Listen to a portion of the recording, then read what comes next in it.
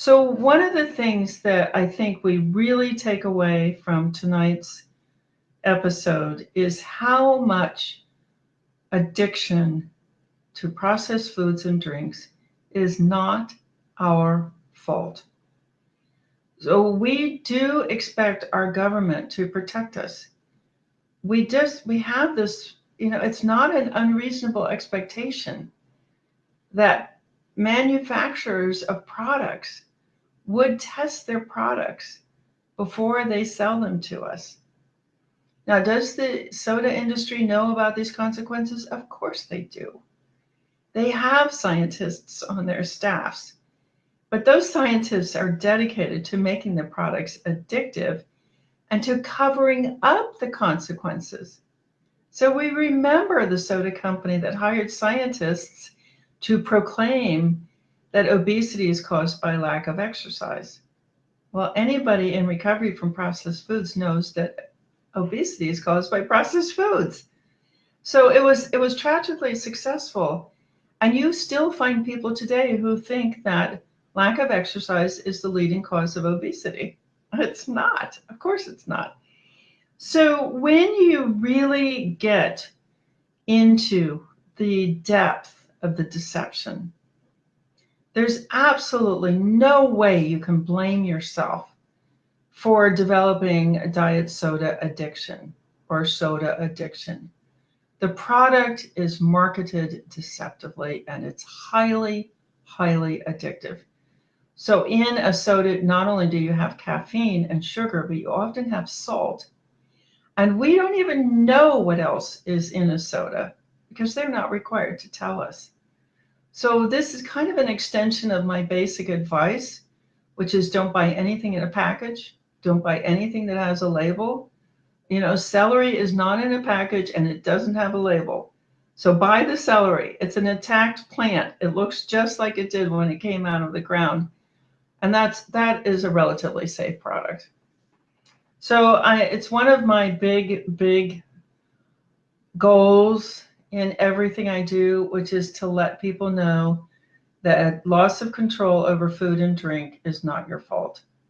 I cannot tell you how many times people have said to me, I'd like to give up sodas, but I can't. I'm really trying, but I can't. I get to 10 o'clock and I've got to have one. I tried to get through one day and I had such a bad headache. I had to start again the next day. So, you know what that sounds like? It sounds like, wow, I'm trying to quit smoking, but I can't.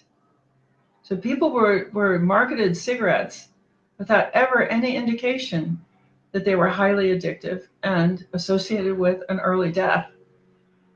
And this is cigarettes all over again.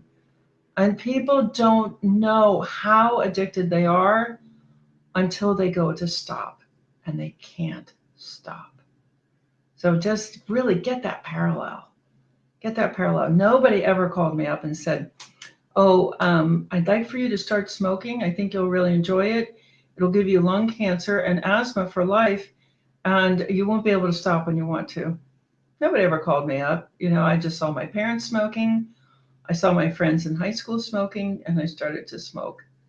Even though I probably started to smoke in 1964, which is the same year that the Surgeon General came out with the warning that cigarettes are associated with cancer, or tobacco is.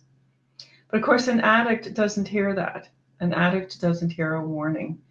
So certainly if you're a parent, your children are depending on you. They don't have anybody else to protect them. Their school is going to be handing out soda. The government is going to allow soda machines in the schools, et cetera, et cetera. So they only have you to protect them. And I know you're not going to be in school watching them be given soda, but you can keep it out of your house. You can set the example. And things that are not available in the house, some people say, oh, children go crazy for them when they're out elsewhere. Well, that's all the more reason to keep them out of your house. If your child loses control over it outside of the house, well, then don't make it a temptation inside the house. The other thing is if your children are in schools, that have soda machines in the school, don't give up. Don't give up. If you would like to start educating the administrators of a school about the dangers of having sodas in the school, just write to me and I will give you a handout. There are handouts at Food Addiction Resources, for example. There's a great handout, diseases, diet-related diseases. So it's a long list of diseases that are associated with processed foods. Yeah.